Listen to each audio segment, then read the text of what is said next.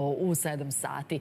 Mi smo protekle nedelje izveštavali o problemu stanara zgrade na Novom Beogradu. U čijim garažama Dom zdravlja Euromedik unosi radiološke aparate, a stanari su strahovali od mogućeg zračenja. Naša ekipa tada razgovarala upravo sa predstavnicima ovog Doma zdravlja. Specijaliste radiologije mogu da kažem da apsolutno nema razloga za strah, što skener, rentgen i svi ostali aparati, prvo to zdravstveno zračenje skoro da ne postoji, a drugo, Agencija za ionizujuće zračenje daje dozvole specijalne za rad i svaki aparat pored se nalazi u specijalnoj prostoriji gde su olovni zidovi koji ne propuštaju ionizujuće zračenje. Međutim, ove reči nisu umirile stanare zgrade u Jurija Gagarina 36. Tamo je ponovo naša Jelena Vučetić. Jelena, šta kažu stanari? Šta je za njih kompromisno rešenje i ima li ga na vidiku?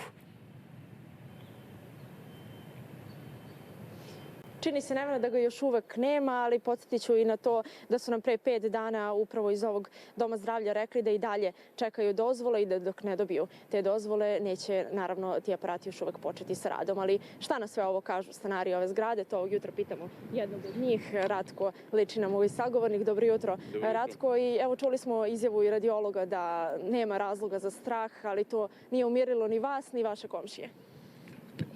Pa, duže vremena već kod nas u našoj zgradi, u stvari u ovom našem kompleksu, vlada uznemirenje zbog toga što je u garažu, zajedničku garažu, dovežen skener i magnetna rezonanca. Kažete zajedničku garažu, samo da vas prekinem, da objasnimo gledalcima i to da su oni, kažete, uzurpirali i zgradu, ali i prolaz vaš zajednički u garaži. Tako je. Cijela ova zgrada se, u stvari ovaj kompleks, ajde da kažem 2 zgrade, to je jedna građevinska parcela, se vodi kao Jurija Gagarina 36. Pojedini ulazi, bilo da su oni stambeni, bilo da su poslovni, se vode po slovima 36, A, B, V, G, D, do Đ. Konkretno Euromedik se vodi na 36D. Sad, oni imaju ispod vlasništvo na garažnim mestima, ali oni nisu vlasnici prolaza. Svi prolazi su zajednički. Znači, svi vlasnici garažnih mesta su, da kažemo na neki način, u stvari suvlasnici prolaza. Znači, ne možete da radite bilo kakvu prenamenu zajedničkog prostora bez saglasnosti ostalih vlasnika. I to je jedan od ključnih problema. A šta je ovde nastalo što se tiče građevinskih problema? Da ne pričamo o ovom problemu zdravstvenom i uopšte uznemiranju javnosti koje je nastalo na osnovu dovoženja ovih aparata. Moramo da napomenemo i da ste vi imali zajednički sastanak upravo i sa predstavnicima Euromedika i šta je na tom sastanku odlučeno? Da li može uopšte se pronaći neko kompromisno rešenje za vas? Pa vidite, za nas je kompromisno rešenje da se ispoštuje zakon. Kompromisno rešenje je prosto da ono što može po zakonu da bude, da može da bude tu. To što su uz Euromedika ovde govorili naprosto nije tačno. Šta sve nije tačno? Pa nije tačno to da, na primer, Euromedik je ovde registriran kao dom zdravlja.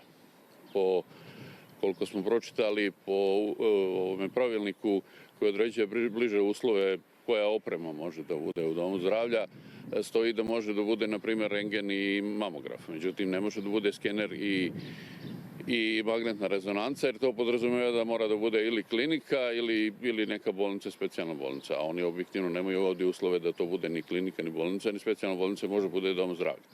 Ali čuli smo da oni čekaju dozvole. Sad, ukoliko dobiju dozvolu, koji su vaši dalje koraci? Pa ja ne vjerujem da oni mogu da dobiju dozvole legalno. Prosto to se onda bi moralo da dođe do kršenja zakona. Jer jedna je ono što piše u zakonima, pravilnicima, a sad da oni dobiju dozvolu na silu, to meni prosto nije normalno. Takođe, kažem, prvi korak na kome oni krše zakon i upravo su ta građevinska pravila. Oni ne mogu da unutar garaže, jer oni u suštini od garaže prave dijagnostički centar. Znate, ne možete vi u garaži da napravite dijagnostički centar, a da pored svega toga, pored svih tih dozvola koje kao pokušavate dobijete, pre toga nemate saglasnost vlasnika garažnih mjesta. Oni to nisu tražili od vas nijednog trenutka? Ne, niko nije dobio nikakvu saglasnost za saglasnost od strane stanara, niko nikakvu takvu saglasnost nije dao. Takođe, što je isto kršenje zakona, zatvoreni su protivpožarni prolazi. Uostalom, da smo mi u pravu, vidi se i po tome kad smo bili na sastanku sa vlasnikom Euromedika, on je odmah ponudio da on skener izbaci iz svega toga i da se mi oko ostalog dogovorimo. Znači, da li bi to bilo rešenje? Znate kako, dogovor je, njegov pojem dogovora je maltene da mi pristanemo na to. Znači, suštinski njemu izgleda treba ta saglasnost, pa je to valjda stvar tog dogovora. Ja mislim da stanari na tako nešto neće da pristanu. Prosto ne verujem da će stanari da pristanu na to, jer da ovde bude bilo kakav dijagnostički centar. Da se razumemo, nismo mi protiv uređaja zdravstvenih, to je sve na korist svih stanara, ali za Boga ne u stambenoj zgradi.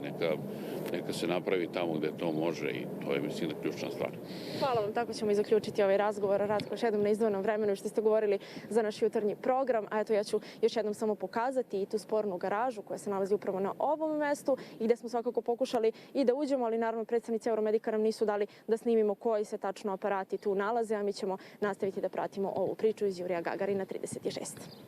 Nadamo se da ćemo sledeći put izvestiti o finalnom epilogu. Hvala, Jelena, i tvom sagovorniku i tebi.